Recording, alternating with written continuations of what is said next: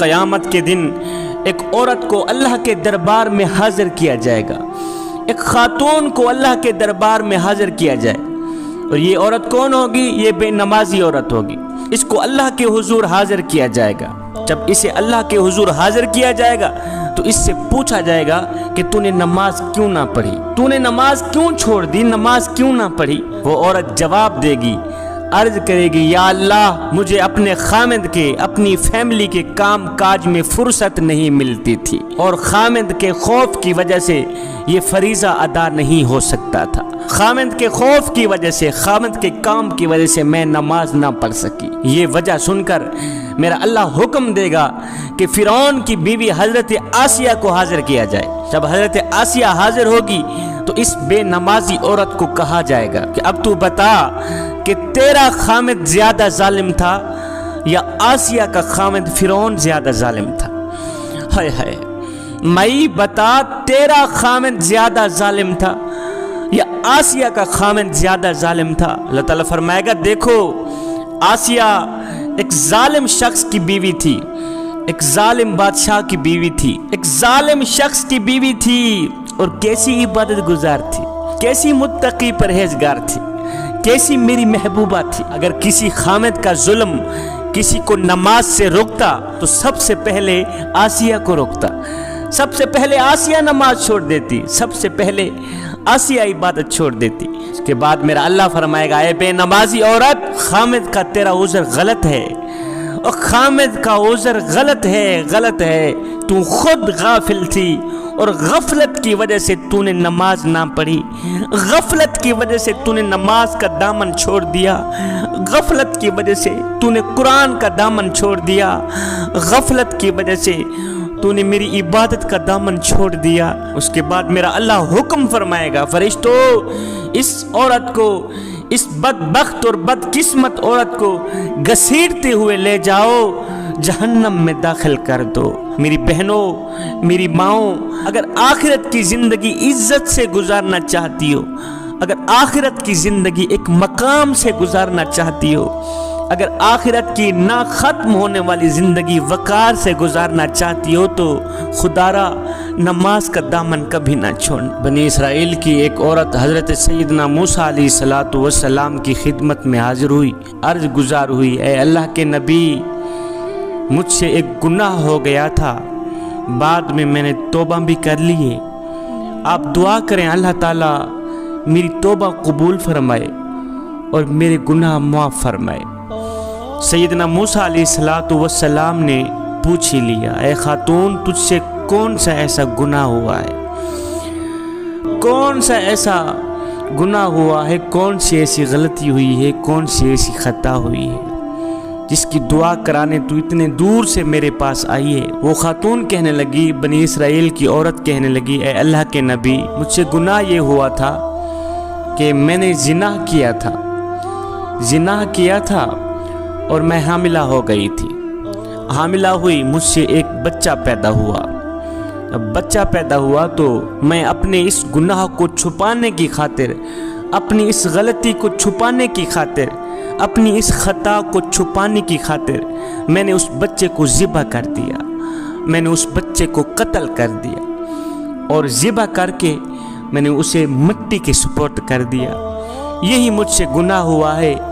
ऐ अल्लाह के नबी, आप दुआ करें अल्लाह ताला मेरी तौबा कबूल फरमाए और मेरे गुनाह माफ़ फरमाए। हाय, अल्लाह के नबी ने जब सुना कि इस औरत ने जिनाह किया है जिसके सबब एक बच्चा पैदा हुआ, इस औरत ने अपने इस गुनाह को छुपाने की खातिर उस मासूम बच्चे को ज़िबा कर दिया, मार दिया, कत्ल कर दिया। एक इंसान का कत्ल पूरी इंसानियत का कत्ल है जवानों। मूसा अलैहिस्सलातु वस्सलाम ये सुनकर जाहो जलाल में आ गए।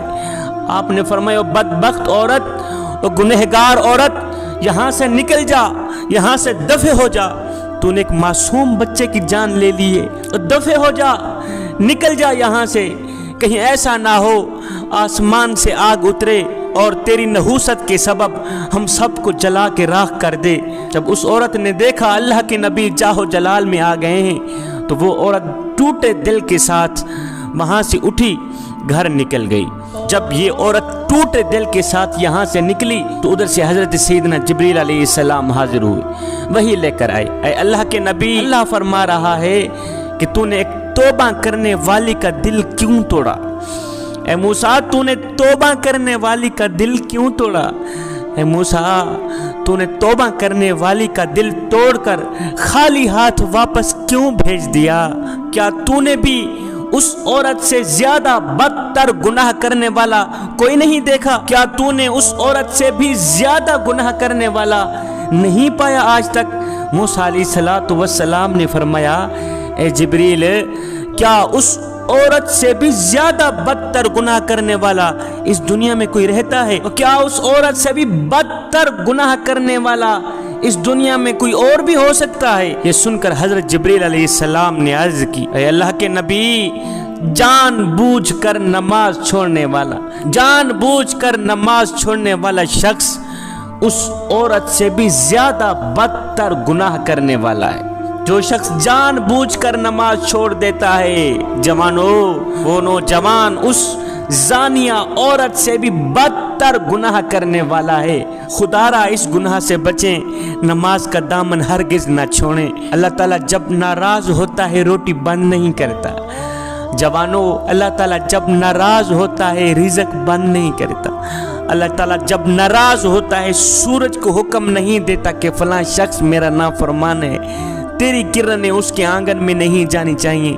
نہ بندے، نہ، اللہ جب ناراض ہوتا ہے تو سجدوں کی توفیق چھین لیتا ہے۔ اللہ جب ناراض ہوتا ہے تو من اجڑ جاتا ہے۔ اس سید کو اتنا تو بتا دو، جس بندے کا من بھی اجڑ جائے اس کے پلے رہتا ہے کیا ہے؟ اے بندے، نماز پڑھ اس سے پہلے کہ تیری نماز پڑھی جائے۔ وہ ایک سردار تھا، ایک غلام تھا۔ جو سردار تھا وہ بے نمازی تھا، اور جو غلام تھا وہ 5 وقت کا نمازی تھا، 5 وقت کا نماز۔ ایک دن یہ سردار اور یہ غلام کہیں جا رہے تھے، جاتے جاتے اذان کی آواز آئی۔ غلام نے کہا، سردار جی آپ یہاں ٹھہریں، میں چاہتا ہوں نماز پڑھ کے آتا۔ سردار نے کہا، ٹھیک ہے، جاؤ جلدی واپس آنا، ہم نے آگے سفر کرنا ہے، میں یہاں بیٹھتا ہوں۔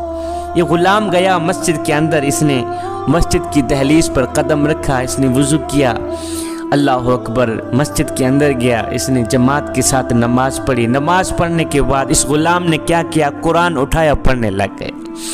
حضرت سیدنا علی المرتضیٰ شیر خدا کا آج سے 1400 سال پہلے کا وہ جملہ مجھے آج تک نہیں بھولا۔ آپ نے فرمایا، یا باری تعالیٰ، میں تیری عبادت تیری جنت کی لالچ کے لیے نہیں کرتا، اور نہ ہی تو جہنم کے خوف سے کرتا ہوں۔ مالک، میں تو تیری عبادت بس اس لیے کرتا ہوں کہ تو لائق ہی عبادت کے ہے، تو لائق ہی بندگی کی۔ ایک شخص حضرت سیدنا علی المرتضیٰ شیر خدا کے پاس آیا، کہنے لگا، یا علی، میں نے آپ کے بارے میں کچھ سنا ہے۔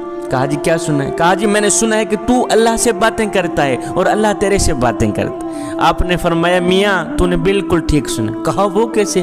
کہا میاں، جب میرا دل کرتا ہے کہ میں اپنے رب سے بات کروں تو میں نماز پڑھنے لگ جاتا ہوں، اور جب میرا دل کرتا ہے کہ میرا اللہ مجھ سے بات کرے تو میں قرآن اٹھاتا ہوں، پڑھنے لگ جاتا ہوں۔ اب یہ غلام مسجد کے اندر گیا، نماز پڑھنے کے بعد اس نے قرآن اٹھایا، پڑھنے لگا۔